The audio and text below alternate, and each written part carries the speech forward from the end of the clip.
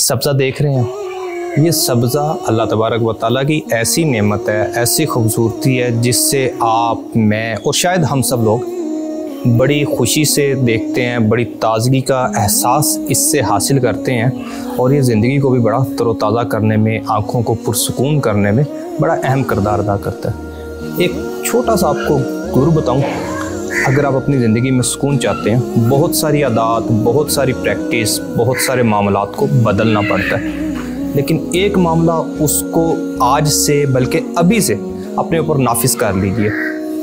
आपके वालिदैन, आपके बहन भाई, आप मियाँ बीवी के माबैन या हत्ता के औलाद और छोटे बच्चों में अगर कभी मामला बहस से बढ़ता हुआ तू तकरार और झगड़े की सूरत इख्तियार कर रहा हो तो कुछ देर के लिए खामोश हो जाइए। आर्गूमेंट मत कीजिए, यहाँ पे दलाइल ना दीजिए, थोड़ी देर के लिए ठहर जाइए, उनकी बात तहम्मुल से सुनिए और जब ये टेम्परेचर नीचे आ जाए तो उसके बाद अच्छे और एहसन अंदाज में अपना मौक़िफ़ पेश कर दीजिए। इंशाअल्लाह आपकी ज़िंदगी भी पुरसुकून और सरसब्ज़ होती जाएगी। शुक्रिया।